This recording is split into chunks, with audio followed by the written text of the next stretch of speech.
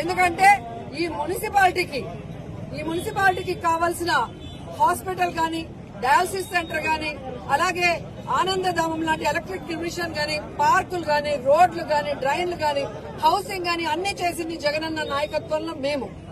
కానీ ఏ పని చేయని ముద్దుకృష్ణ నాయుడు స్టాచ్యూ తీసుకొచ్చి ప్రజలకు అడ్డంగా ఎలా పెట్టాడో చూడండి. ఎన్టీఆర్ది పెడితే ఎవరికి ఇబ్బంది లేదు. ఆయన రాష్ట్రంలో ప్రజలకు మంచి చేశారు కాబట్టి ఎవరు దాన్ని అభ్యంతరం చెప్పరు.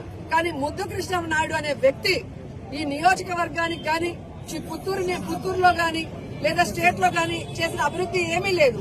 కానీ సిగ్గు లేకుండా ప్రజలకి అడ్డంగా, ట్రాఫిక్ అడ్డంగా ఆ స్టాచ్యూ పెట్టి దాన్ని మాత్రం తీసేయాలి మున్సిపాలిటీలో తీర్మానం చేసినా కూడా తీయరు. కానీ వైఎస్ఆర్ గారి విగ్రహాన్ని లేదా వైఎస్ఆర్ కాంగ్రెస్ పార్టీ ఈ రోజు స్థాపించిన రోజుకి జెండా ఆవిష్కరణకు మాత్రం అవి తీసేయడానికి ఎంత ఉత్సాహంగా పనిచేస్తాడో ఒకసారి మీరు గమనించాలి. అఫీషియల్స్ చాలా ఓవర్ చేస్తున్నారు. పోలీసులు గాని, మున్సిపల్ సిబ్బంది గాని, ఎంపీడీఓలు గాని, ఎంఆర్ఓలు. కూటమి ప్రభుత్వం శాశ్వతం కాదు. మీరు రూల్స్ కు విరుద్ధంగా చేసే ప్రతి కార్యక్రమం కూడా రాబోయే రోజుల్లో డిజిటల్ బుక్ లో ఎక్కాయి కాబట్టి మీరు ఎక్కడున్నా కాలర్ పట్టుకొని లాక్కొచ్చి కోర్టులో నించోబెట్టి మీరు చేసిన తప్పులకన్నీ శిక్ష వేయిస్తామని కూడా ఈ సందర్భంగా గట్టిగా